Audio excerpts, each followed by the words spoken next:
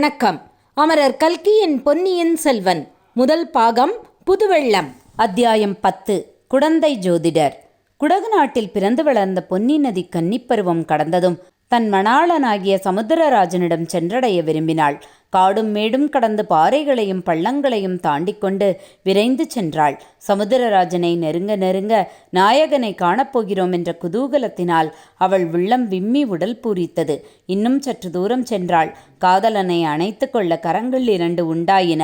2 கரங்களை விரித்தவாறு தாவி பாய்ந்து சென்றாள். ஆனால் உள்ளத்தில் பொங்கிய ஆர்வ மிகுதிக்கு 2 கரங்கள் போதுமென்று தோன்றவில்லை.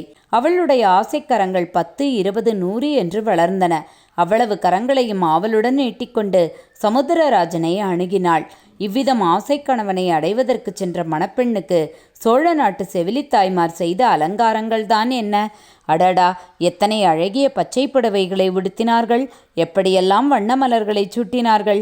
எவ்விதமெல்லாம் பரிமள சுகந்தங்களை தூவினார்கள்! ஆகா, 2 கரையிலும் வளர்ந்திருந்த புன்னை மரங்களும் கடம்ப மரங்களும் முத்து மலர்களையும் இரத்தினப்பூக்களையும் வாரிச் சொரிந்த அருமையை எவ்விதம் வர்ணிப்பது? தேவர்கள் பொழியும் பூமாரியும் இதற்கு இணையாகுமா? பொன்னி நதியே, உன்னை பார்த்து களிப்படையாத கன்னிப்பெண் யார்தானே இருக்க முடியும்? உன் மணக்கோல ஆடை அலங்காரங்களைக் கண்டு உள்ளம் பொங்காத மங்கை யார் இருக்க முடியும்? கல்யாண பெண்ணை சுற்றி ஊரில் உள்ள கன்னி பெண்கள் எல்லோரும் சூழ்ந்து கொள்வது போல உன்னை நாடி பெண்கள் வந்து கூடுவதும் இயற்கையே அல்லவா? பொன்னி தன் மணாளனை தழுவிக்கொள்ள ஆசையுடன் நீட்டும் பொற்கரங்களில் ஒன்றுக்கு அரிசிலாறு என்று பெயர். காவேரிக்கு தென்புறத்தில் மிக நெருக்கத்தில் அரிசிலாறு என்னும் அழகிய நதி அமைந்திருந்தது. அப்படி ஒரு நதி இருப்பது சற்று தூரத்தில் இருந்து வருகிறவர்களுக்கு சொல்லித்தான் தெரிய வேண்டும். இருபுறமும் அடர்த்தியாக வளர்ந்திருக்கும் இனிய பசுமரங்கள் அப்படி அந்நதியை மறைத்து விடுகின்றன. பிறந்தது முதல் அந்த புறத்தை விட்டு வெளியேறி அறியாத அரசகுல கன்னி என்றே அரிசிலாற்றை சொல்லலாம். அந்த கன்னி நதியின் அழகுக்கு இந்த உலகில் உவமையே கிடையாது.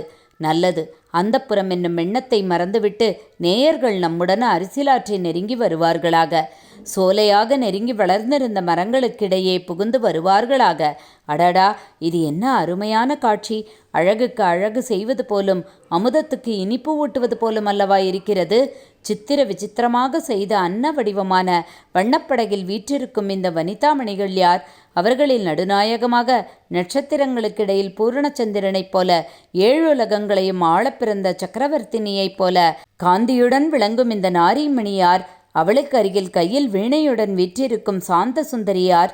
இனிய குரல்களில் இசைப்பாடி நதி வெள்ளத்துடன் கீத வெள்ளமும் கலந்து பெருக செய்து கொண்டு வரும் இந்த கந்தர்வ பெண்கள் யார்?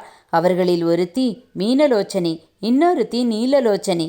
ஒருத்தி தாமரை முகத்தாள், இன்னொருத்தி கமல இதழ் நயனத்தாள். ஆஹா, வீணையை மீட்டுகிறாளே! அவளுடைய காந்தளை ஒத்த விரல்கள் வீணை தந்திகளில் அங்கும் இங்கும் சஞ்சரிக்கும் அழகை பார்த்து கொண்டே இருக்கலாம். அவர்கள் இசைக்கும் கீதத்தின் இனிமையைத்தானே என்னவென்று சொல்லுவது? அதை கேட்பதற்காக நதியின் வெள்ளம் கூட அல்லவா தன் ஓசையை நிறுத்தியிருக்கிறது. நதிக்கரை மரங்களில் வாழும் கிளிகளும் குயில்களும் கூட வாய் திறவா மௌனத்தில் ஆழ்ந்திருக்கின்றனவே. மனிதர்களாய் பிறந்தவர்கள் கேட்கும் செவி படைத்த பாக்கியசாலிகள். அந்த அமுத கானத்தை கேட்டு பரவசம் அடைவதில் வியப்பென்ன? படகில் வரும் அப்பெண்கள் என்ன பாடுகிறார்கள் கேட்கலாம். மருங்கு வண்டு சிறந்து ஆர்ப்ப மணிப்பூ ஆடை அது போர்த்து கருங்கயற்கண் விழித்து ஒல்கி நடந்தாய் வாழி காவேரி. கருங்கயற்கண் விழித்து ஒல்கி நடந்த எல்லாம் நின்கணவன் திருந்து செங்கோல் வளையாமை அறிந்தேன் வாழி காவேரி. பூவர் சோலை மயிலாட புரிந்து குயில்கள் இசைப்பாட காமர் மாலை அருக செய்ய நடந்தாய் வாழி காவேரி.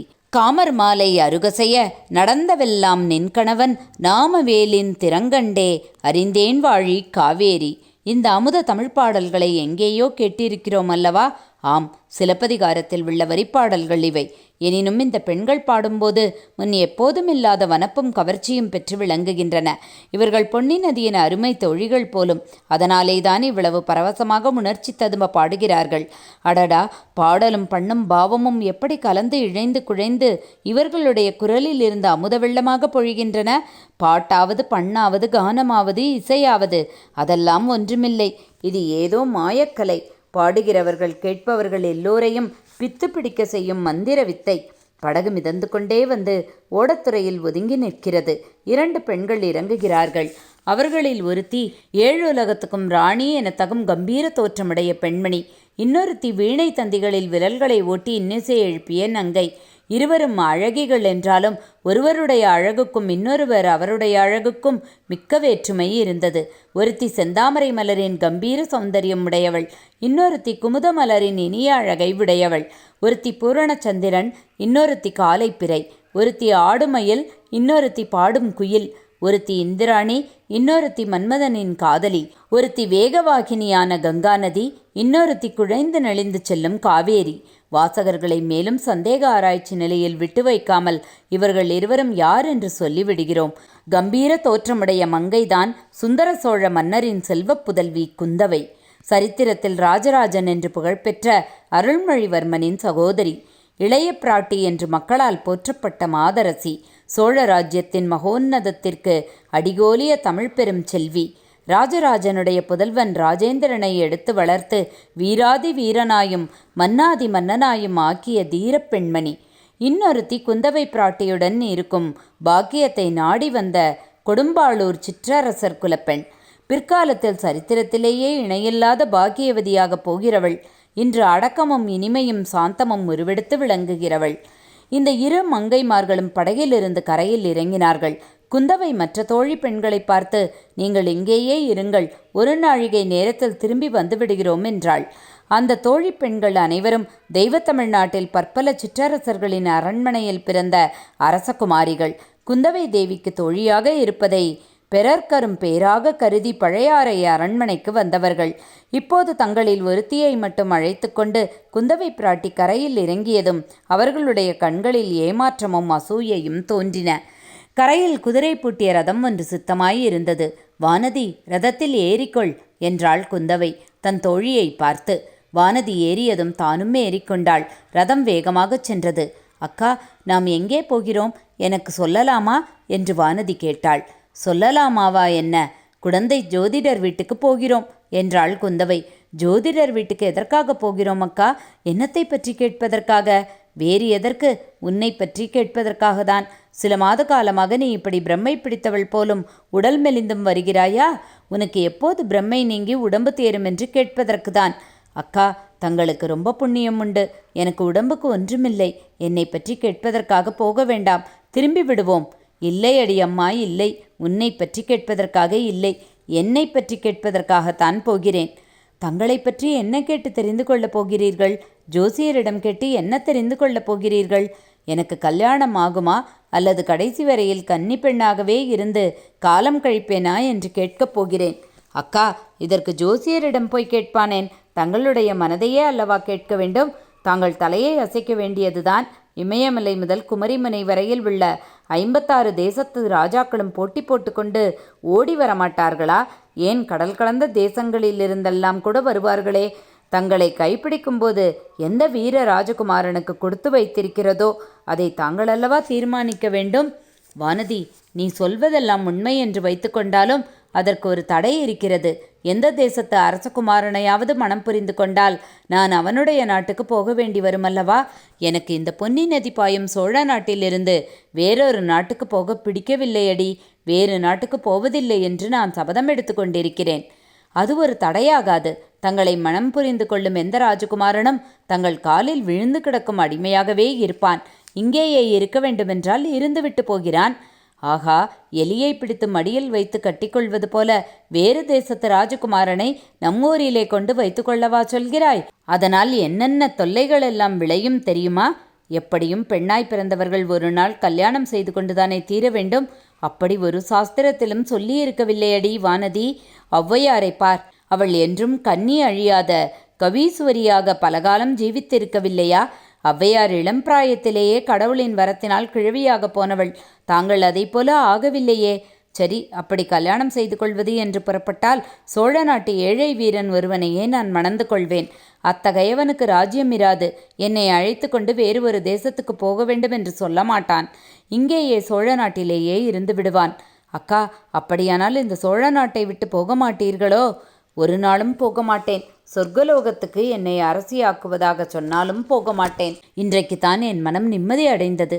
அது என்னடி, நீங்கள் வேறு நாட்டுக்கு போனால் நானும் உங்களோடு வந்தே தீர வேண்டும். தங்களை விட்டு பிரிந்திருக்க என்னால் முடியாது. ஆனால் இந்த சோழ நாட்டை பிரிந்து போகவும் எனக்கு மனமில்லை. கல்யாணமானால் நீ பிரிந்து போய்த்தானே தீர வேண்டும். நான் கல்யாணமே செய்து கொள்ளப் போவதில்லை அக்கா. அடியே, எனக்கு செய்த உபதேசமெல்லாம் எங்கே போயிற்று? தங்களைப் போலவா நான்? அடி கள்ளி, எனக்கு எல்லாம் தெரியும். என் கண்ணில் மண்ணை துவலாம் என்றா பார்க்கிறாய்?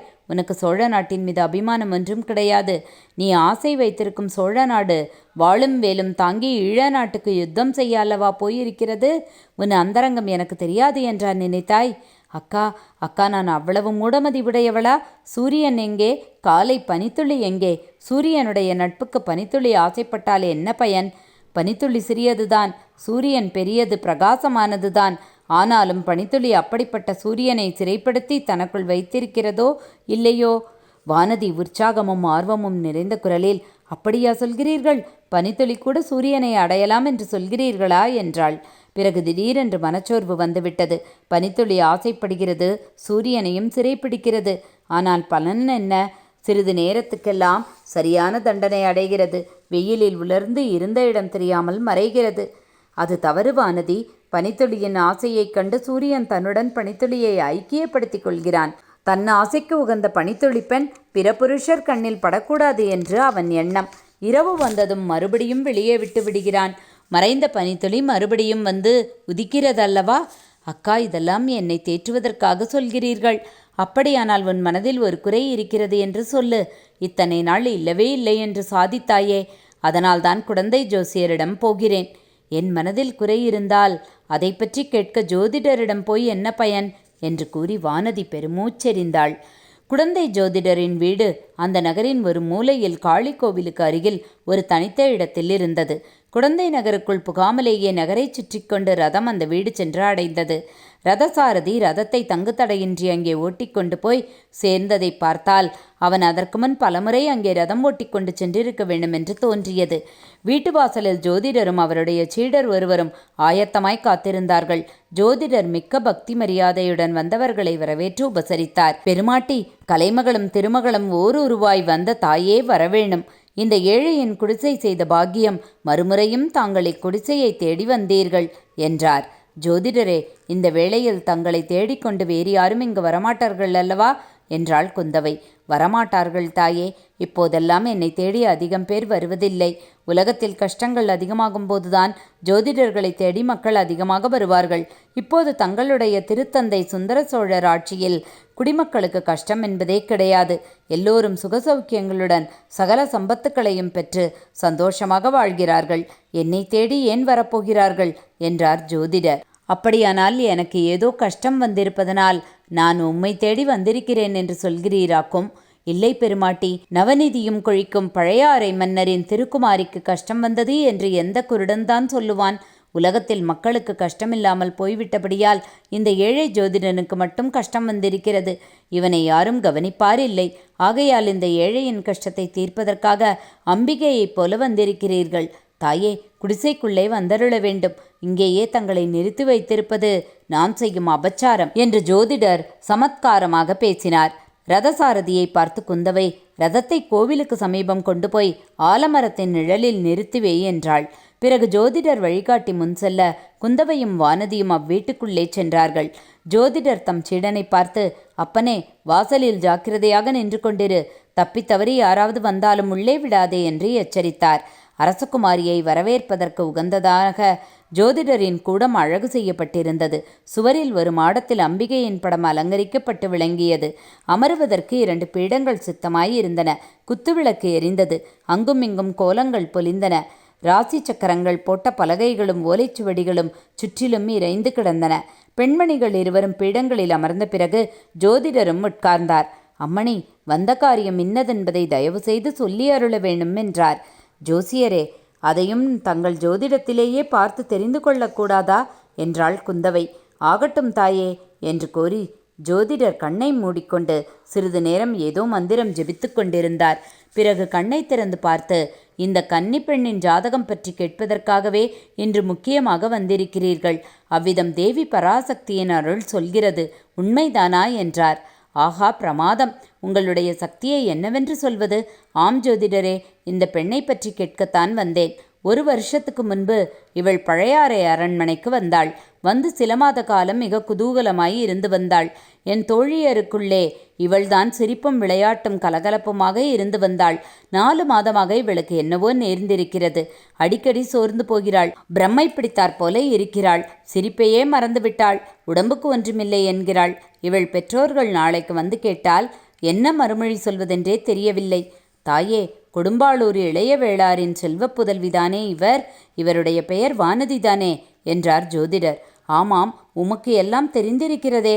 இந்த அரசளங்குமரியின் ஜாதகம் என்னிடம் இருக்கிறது.